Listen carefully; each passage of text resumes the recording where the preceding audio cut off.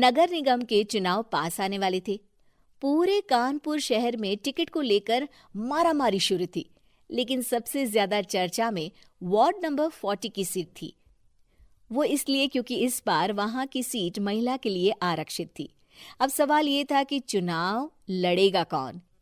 इससे पहले ठाकुर साहब वहां से पार्षद थे और इस बार उन्होंने अपनी पत्नी सीमा ठाकुर को टिकट दिलवाई और ठाकुर साहब की शान के कारण सीमा जी ने 20,000 वोटों से चुनाव जीत लिया।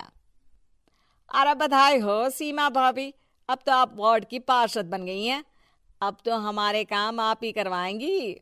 अरे ये तो सिर्फ नाम की पार्षद बनी है, वो तो महिला सीट आ गई, वरना पार्षद तो मुझे ही बनना था। अब भले ही चेहरा इसका होगा, लेकिन पावर तो मेरी ही होगी। अरे वाह भाई साहब, क्या दिमाग लगाया है आपने भी। आइए आप लोग, खाना लगा दिया है सबके लिए। सीमा जी पार्षद बन चुकी थीं, फिर भी उनकी एक ना चलती। सारे काम ठाकुर साहब खुद ही संभाल लेते और जहां जरूरत पड़ती वहां सीमा जी का अंगूठा लगवा लेते। सीमा जी ज्यादा पढ़ी लिखी भी नहीं थी। एक दिन ठाकुर साहब और सीमा एक प्रोग्राम में जाते हैं। अरे ठाकुर साहब, आप आ गए। ओहो, पार्षद मैडम भी आ गई हैं। स्वागत है आप दोनों का। लगता है हमारे पार्षद फंड का सही इस्तेमाल हो रहा है। चलिए अब उद्घाटन करते हैं। ये लीजिए ठाकुर साहब कैची, आप ही सबसे पहले प्रवेश कीजिए। सब लोग आगे निकल जाते हैं और सीमा जी पार्षद होने के बावजूद भी पीछे खड़ी रह जाती हैं। वो देखती हैं कि वेलकम बोर्ड पर उनका नाम है, लेकिन महिला होने के कारण कोई उनका सम्मान नहीं कर रहा। अगले दिन एक आदमी उनके घर आता है। अरे ठाकुर साहब नमस्कार।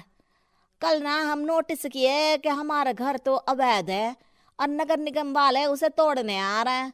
अरे कुछ कीजिए ना ठाकुर साहब। देखो भाई, मैं तो ज्यादा कुछ कर नहीं सकता, पर अगर तुम सबकी जेब गर्म कर दो तो कुछ हो सकता है। कुल मिलाकर 4 लाख लगेंगे। अरे 4 लाख ठाकुर साहब? अरे भाई, मैं अपने लिए नहीं मांग रहा हूँ। दरोगा है, इंजीनियर बाबू है, बड़े साहब है, सबको देना पड़ता है ना थोड़ा थोड़ा। बोलो है मंजूर? तभी वहां अचानक सीमा जी आ जाती हैं। अरे ये आप क्या कर रहे हैं? पहले इन्हीं लोगों से तो आपने वोट मांगे, अब इनसे ही पैसे ले रहे हो। अरे चुप रहो तुम, तुम्हारा काम है सिर्फ अंगूठा लगाना, तुम वही किया करो। मुझे दूसरे काम तुम मत सिखाओ, समझी?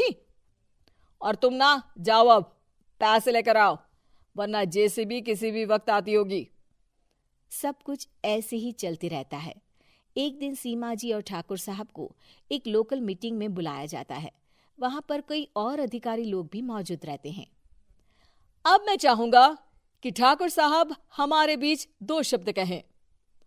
मेरे प्यारे भाइयों और बहनों, आज मेरा सौभाग्य है कि मैं आप सबकी सेवा दिन रात कर पा रहा हूं।